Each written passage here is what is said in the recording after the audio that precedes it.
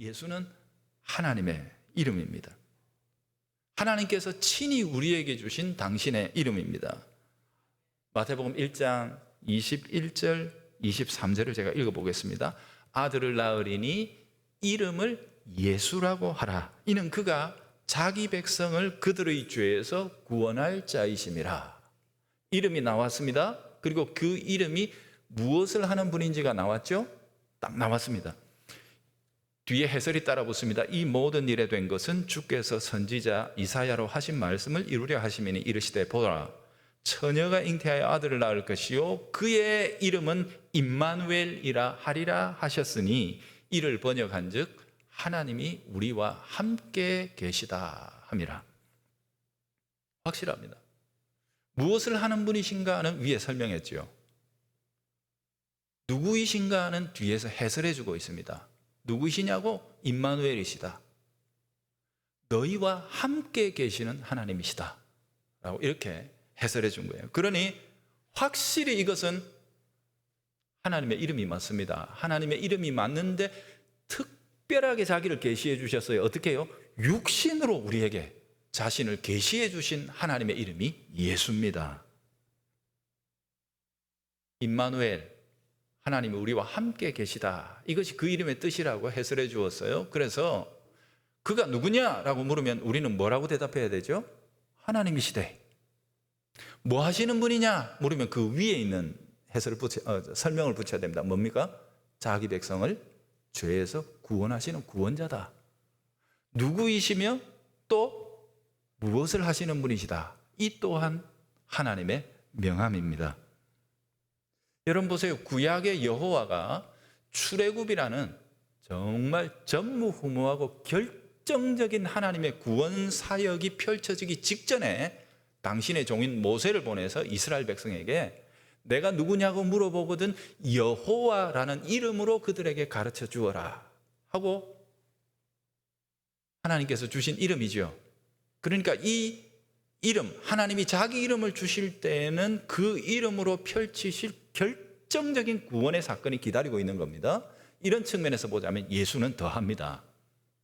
출애굽 구원과는 비교조차 할 수 없는 영원하고 완전한 구원이 기다리고 있습니다. 이제 곧.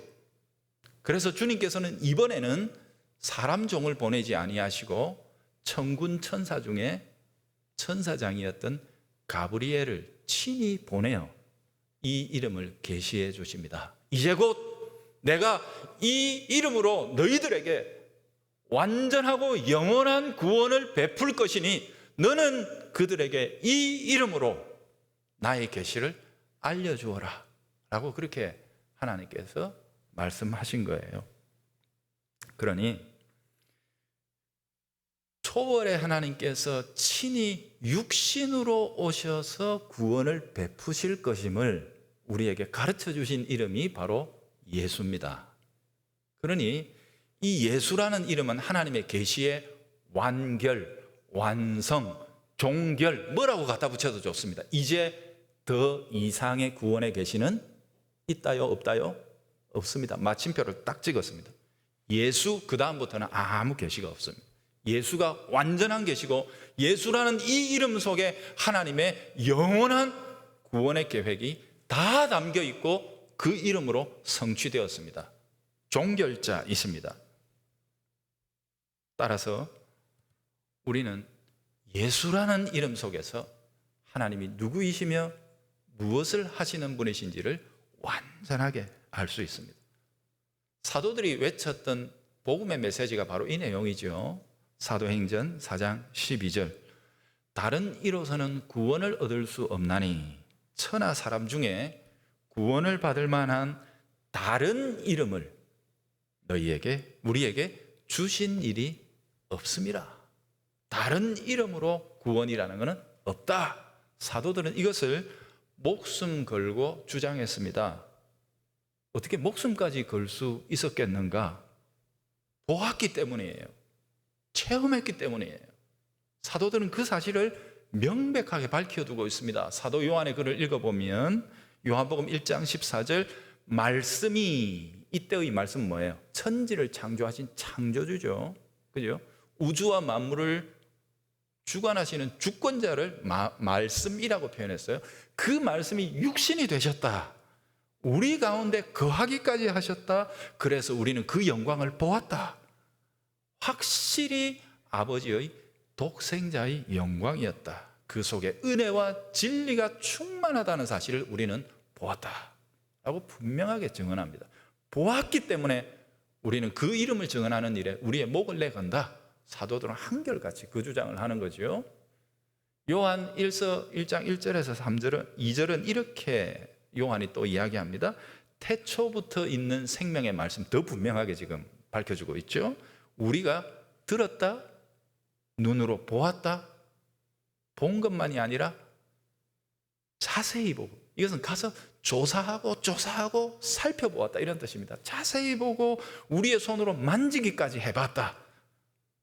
이 생명이 나타내신 바 된지라 이 영원한 생명을 우리는 보았고, 보았기에 여러분들에게 증언하여 전파했다. 이것이 그 이름에 담긴 복음이다. 사도들은 이 이름과 복음을 위하여 기꺼이 자신들의 목숨을 내놓았습니다. 예수님께서 십자가의 보혈을 통해 이루어 주신 그 은혜의 복음, 주께서 피 흘려 세우신 그 복음을 사도들은 넘겨받아 자신들의 순교의 피를 흘리며 그 복음과 그 이름을 전해 주었습니다. 그래서 피로 세운 복음, 피 흘리며 전한 것이 사도들의 사역입니다. 그러니 구원받은 우리들의 입장에서 볼 때 가장 복된 이름은 예수입니다. 우리 찬양대가 그 이름을 찬양했죠. 얼마만큼 영혼 깊은 곳까지, 뼛속 깊은 곳까지 그 이름에 대한 영광과 기쁨과 감사를 가지고 찬양하느냐, 이것이 우리들의 싸움입니다. 교회는 오직 이 이름에만 영광을 올려드리며 이 이름만이 거룩히 여김 받기를 구하며 살아가는 것입니다. 예수 그 이름이 높임받을 때, 우리 지난주에 보았던 것처럼 빌립보서 2장에서는 하나님 뭐라 그래요? 예수의 이름이 높임받는 그곳에 그 영광을 내 영광으로 여기겠다 라고 하나님이 말씀하셨어요. 너희들이 나만 따로 떼내서 영광 올리는 거 원하지 않는다. 예수의 이름을 높이면 자동적으로 내가 영광 받는다. 하나님이 그렇게 말씀하셨지요. 그러니 여러분, 예수라는 이 복되고 아름다우신 우리 하나님의 이름, 자기를 주시되 이 죄인의 형상인 육신으로까지 내어주시며 우리에게 구원의 복음을 이루시고 전하신 그 놀라우신 하나님의 이름을 마음껏 불러 찬양하고 누릴 수 있는 성도들이 되기를 바랍니다. 이제 그 다음 강구로 넘어가도 되겠죠. 사실은 우리가 이 예수님의 이름으로 기도합니다 라는 적용을 조금 더 하고 싶기는 한데 그건 다음에 또 한번 하기로 하고요. 이제는 그 다음 강구로 넘어갑니다. 나라가 임하소서 하는 것입니다. 주기도의 모든 간구의 중심점, 핵심, 한마디로 볼끈 짜면 떨어지는 엑기스, 요약, 그게 뭐라 그랬죠? 하나님 나라입니다. 주기도는 확실히 하나님 나라 기도입니다. 서론에서 강조했죠. 이 마태복음 6장 전체가 사실상 기도에 관한 주제고 특별히 주기도 해설과도 같거든요. 그런데 마태복음 6장 33절 이하에 결론을 내려놓은 게 뭡니까? 그러므로 너희는 먼저 그의 나라를 구하는 것이다. 그분의 의를 구하는 것이다. 나라와 의는 동전의 양면 같은 것이니까 결국 너희들은 나라를 구하는 것이다 라고 이렇게 결론을 내려주셨어요. 기도자의 마음을 사로잡는 궁극적인 이슈가 무엇이 되어야 하느냐? 하나님의 나라다. 주님은 그렇게 결론을 내려주신 거죠. 지금까지 살펴보았던 하나님의 이름이 높임받는 곳이 어디입니까? 하나님의 나라입니다. 지금 우리도 여기서 높이지만 진정 하나님의 나라, 우리 요한계시록에 보면 하나님의 보좌 앞에서는 어떤 일이 벌어지죠? 24장로가 면류관을 벗어 던지며 하나님을 찬양하고 천군 천사가 둘러서서 하나님을 찬양하고 있죠. 그죠? 이 모든 영광스러운 찬양이 다 일어나는 곳, 그곳이 하나님의 나라입니다.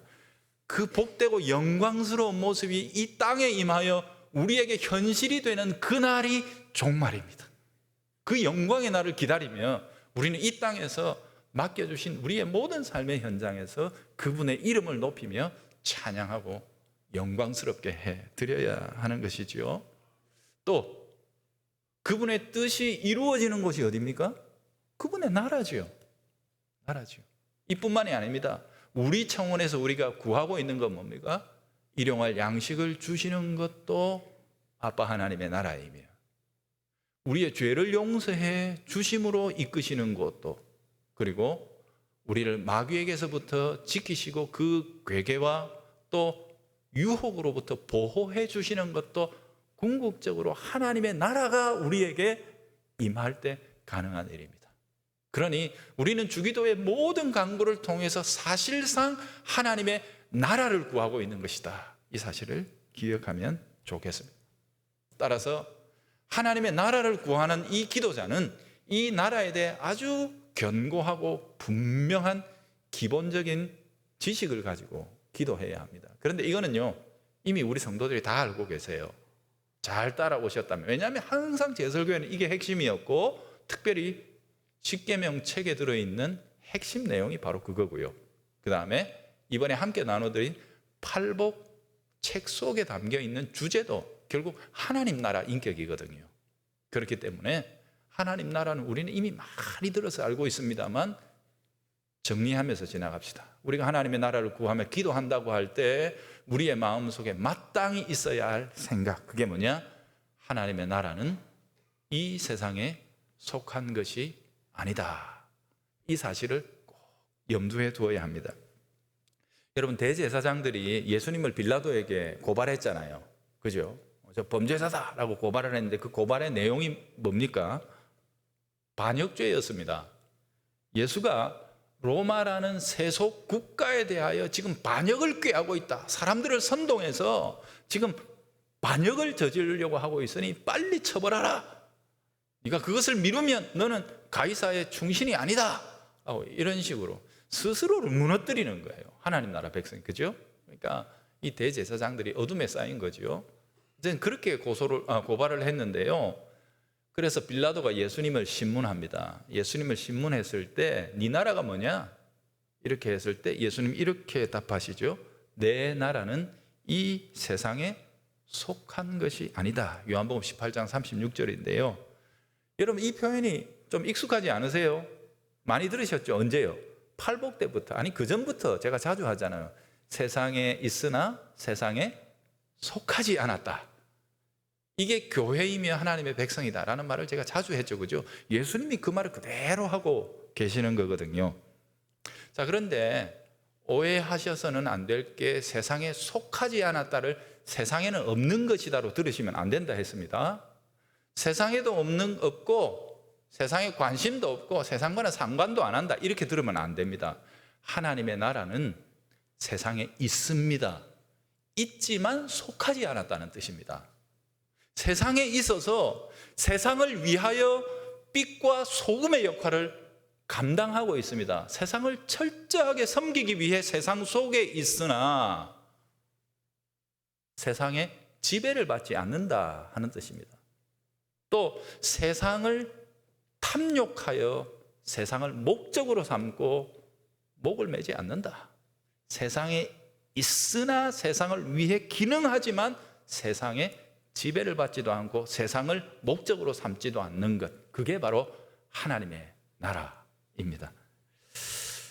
하지만 성령이 임하시기 전까지 사도들조차도 이 사실을 정확하게 이해하지는 못했습니다.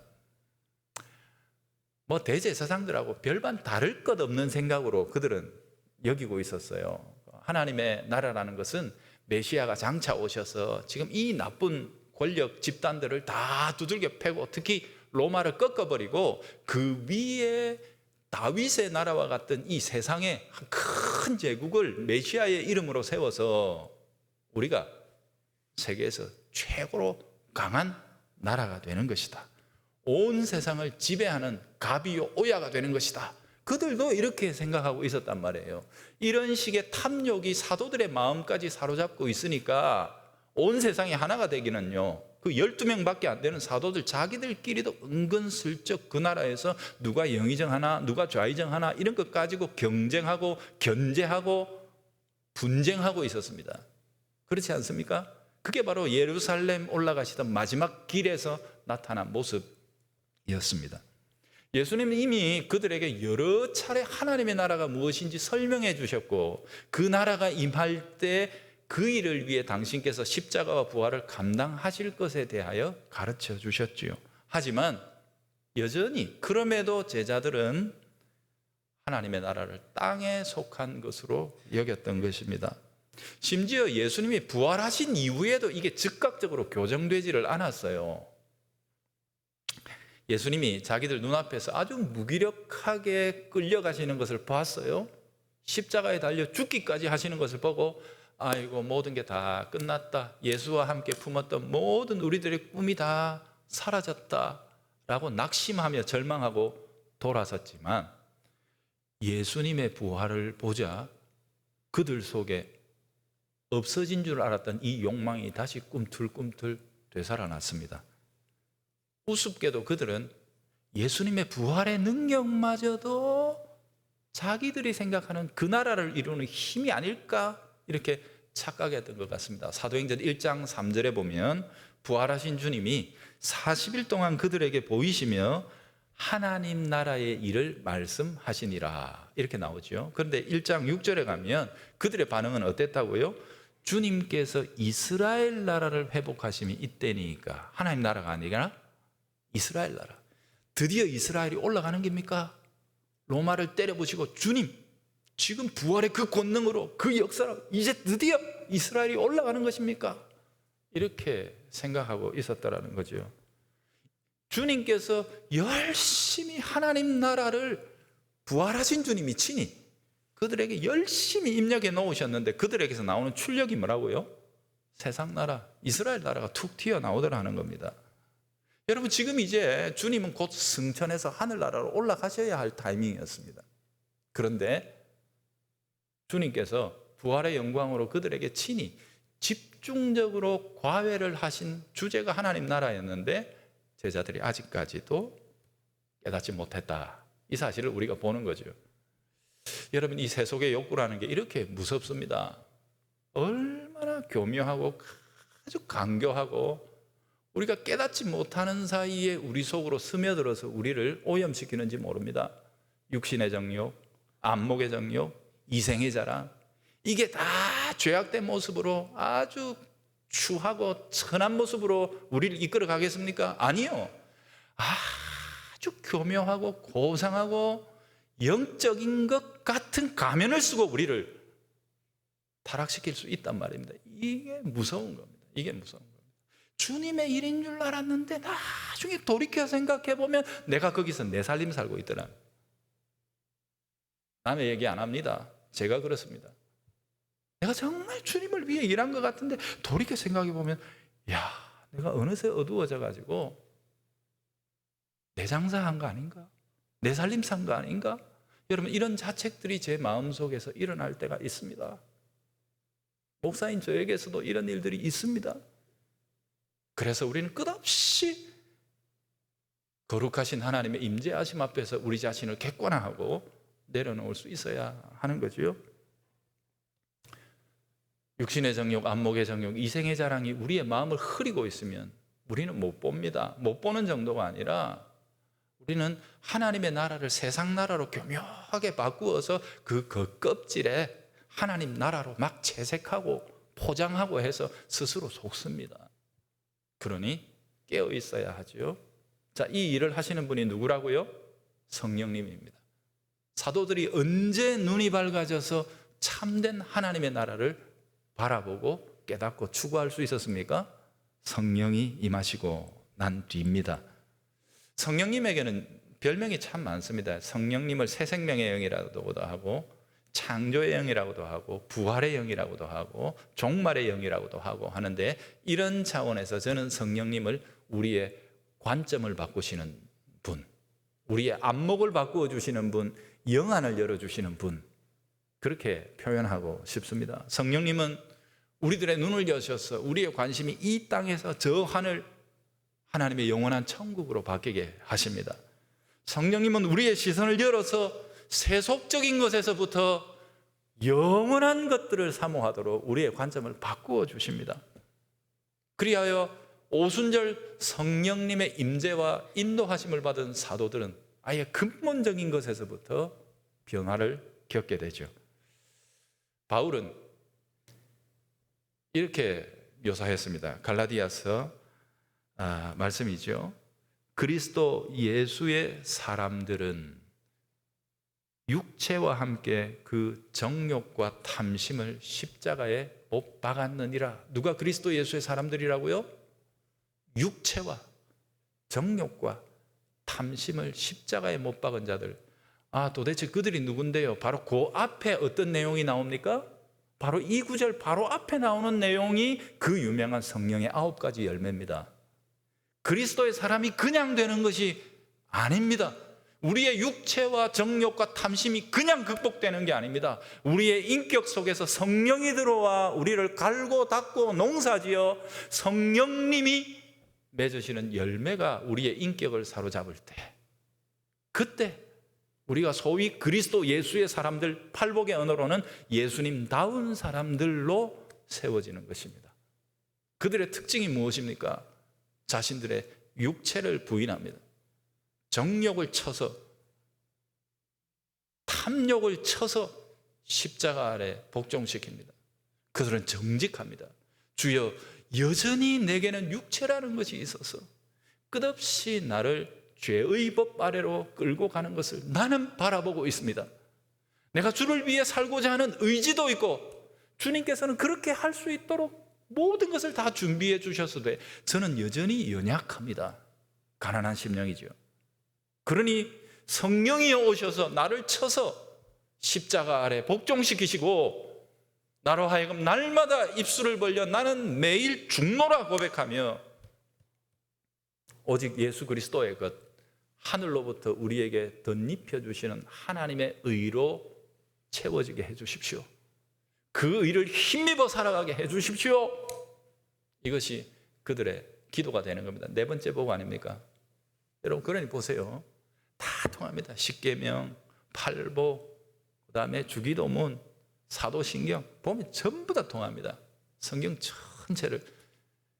그러니 배우실 때마다 그때마다 꼭꼭 집어 삼켜서 잘 보관하고 정리하고 그렇게 하셔야 하겠습니다. 자, 오늘 한 가지 생각했죠.